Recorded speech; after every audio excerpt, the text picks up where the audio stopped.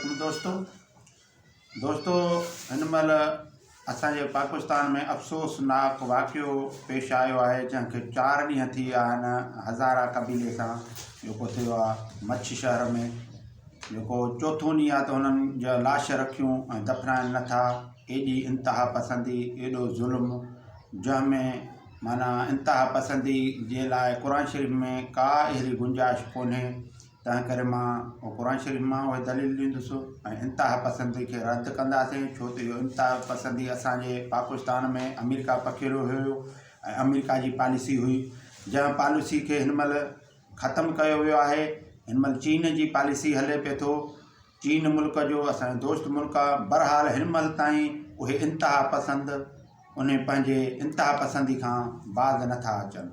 हालांकि क़ुर शरीफ़ में आहे हिकु इंसान जो क़त्ल सॼी पूरी इंसान ज़ात जो क़त्ल बराबरि आहे। इन्हीअ में जमा जो सीगो आहे।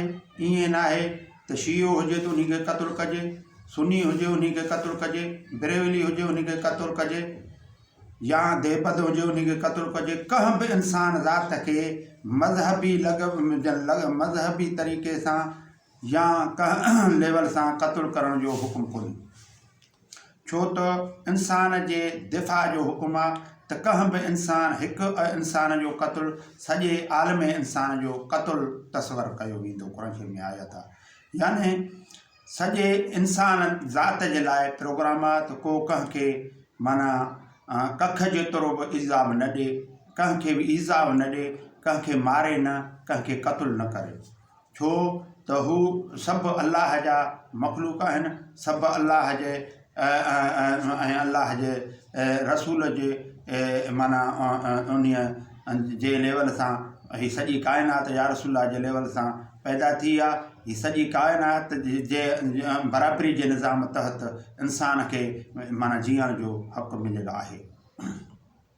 दोस्तों हाणे इन इंतिहा पसंदी खे ख़तमु करण लाइ असां क़ुर शरीफ़ मां 2 आयतूं माना आणींदासीं, जेका हिकिड़ी आयत सूरत माना अंबिया में आहे। आयत नंबर 52 में हज़रत इब्राहिम अलैहिस्सलाम पंहिंजे पीउ खे ऐं पंहिंजे क़ौम खे चयाईं त हिन मूर्तियुनि हिन मुजसमनि जी तव्हां पूॼा न कयो, याने हिन बुतनि जी तव्हां पूॼा न कयो, याने हिन मूर्तियुनि जी हिन मुजसमनि जी तव्हां पूॼा न कयो। इहे तव्हां इन जी इबादत न करियो, इहे तव्हांखे कुझु नथा ॾेई सघनि। इहो सूरत अंबिया आयत नंबर 52 आहे, याने त इते मूर्तियुनि जो ऐं मुजसमनि जो ऐं बुतनि जो माना पूॼा न कयो, इन ते इहा आयत आहे।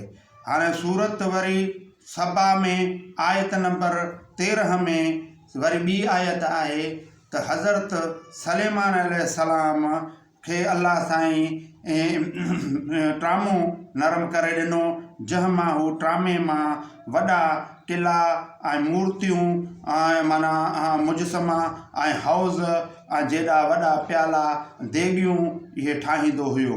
इन आयत मां साफ़ ज़ाहिर थियो त हज़रत सलेमान अलैहिस्सलाम जेके मुजसमा ऐं मूर्तियूं ठाहींदो हुयो उहे सम्झ रखणु जाइज़ आहिनि, सवाइ उन्हनि जी इबादत न कजे त इहे मूर्तियूं मुजसमा माना जाइज़ आहिनि रखणु ऐं उन्हनि जे माना जे लेवल सां माना छो त अल्लाह साईं चए थो त मां दिलनि जे राज़ खे मां अल्लाह ॼाणियां थो, ज़बान सां जेके ॻाल्हायो था उहो मां ॼाणियां थो।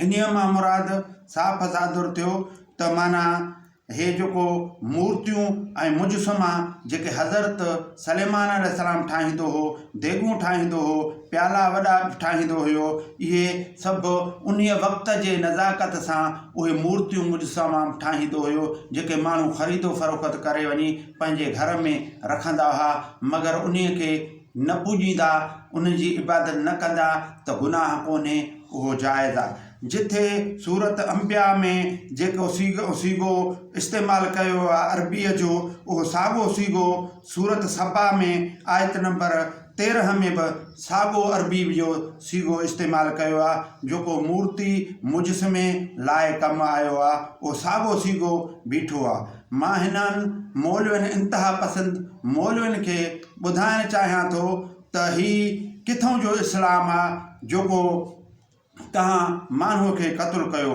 हिते त माना जेकॾहिं को हिकिड़े पासे ॾसियो वियो आहे त उन्हनि मूर्तियुनि खे पूॼियो थो वञे, सिर्फ़ु उन जे अमल जी निदा कई वई आहे, उन जे अमल जे तरीक़ेकार जी निदा कई वई आहे। ॿिए हंधि आयत में जेका माना सूरत सबा में आई आहे उन में साॻी मूर्ति साॻियो मुजस्मे खे जेकॾहिं तव्हां पंहिंजे घर में रखे सघो था त रखे था सघो। यानी हज़रत सलेमान अलैहिस्सलाम उहो ठाहींदो हो, उहे माण्हू विकिरो करे माना इहो ख़रीद करे वठी वेंदा हुआ, पंहिंजे घरनि में रखंदा हुआ। यानी इंतिहा पसंदी ई न हुई, छो त जेको के उन मूर्तियुनि मुजस्मनि खे पूॼे त पियो पूॼे, उन जो पंहिंजो अमल आहे, मगर हू गुनाहगार थींदा। पर जेकॾहिं को उन्हनि मुजस्मनि साॻियुनि मूर्तियुनि खे खणी वञी पंहिंजे घर जे सींगार तहत या शोपैस जे तहत या कंहिं औलिया अल्लाह बुज़ुर्ग या कहिड़े बि माण्हूअ जे लेवल सां उन जो अॻ में मुसवर उन जे माना फोटू जे लेवल सां उन मूर्तियुनि खे ठाहींदा हुया, उन मुजस्मनि खे मुसवर ठाहींदा हुया, उन्हनि जे मुहांडनि जा उहे मूर्तियूं ठाहे ऐं उहे माना ठाहे मार्केटुनि ताईं पहुचाईंदा हुआ।